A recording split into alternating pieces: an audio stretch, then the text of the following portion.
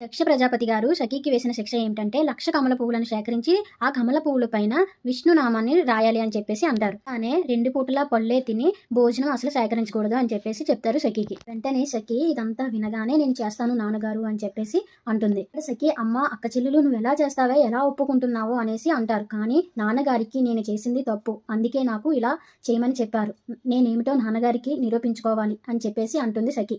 కన్న కూతురైన సఖీనే ఇంతలా శిక్షించారు అంటే సఖీకి సాయం చేసిన ఆ శిల్ప కళాకారుని ఇంకెలా శిక్షిస్తారో ఆలోచించండి. దక్షపతి గారు వెంటనే ఇంకా కోపంతో బయటికైతే వెళ్ళిపోయారు. సేవకులను పిలిచి సఖీకి సాయం చేసిన కళాకారుడిని తీసుకురామని చెప్తారు. అందుకే శిల్ప కళాకారుడికి అంతా అర్థమైపోయి కుటుంబాన్ని మొత్తం తీసుకొని ఊరు విడిచి వెళ్ళిపోతాడు. కానీ దక్షాపతి అస్సలు ఒప్పుకోరు. అక్కడున్న శిల్ప కళాకారు కుటుంబాలందరినీ పిలిపించమని ఆజ్ఞాపిస్తారు. వెంటనే సేవకులు శిల్ప కళాకారుల కుటుంబాలందరి దగ్గరికి వెళ్ళి రమ్మని చెప్తారు. కళాకారులందరూ వచ్చేస్తారు. వచ్చిన వెంటనే దక్షాపతి నా కూతురైన సఖీకి ఇంతలా సాయం చేసిన ఆ శిల్ప కళాకారుడు ఎక్కడున్నారో మీరందరూ తీసుకురాకపోతే మీ అందరికీ కూడా నేను శిక్ష వేస్తాను అని చెప్పేసి చెప్తారు దక్షాపతి. వెంటనే కళాకారులో ఒక పెద్దవారైన ఆయన ఊరు విడిచి వెళ్ళిపోయారు అని చెప్పేసి అంటారు. కానీ దక్షాపతి గారు అస్సలు ఒప్పుకోలేదు. మీరందరినీ కూడా నేను శిక్షిస్తాను, ఒక శిల్ప కళాకారుడు తప్పు చేశారంటే మీరందరూ చేసినట్టే అని చెప్పేసి అంటారు దక్షాపతి గారు.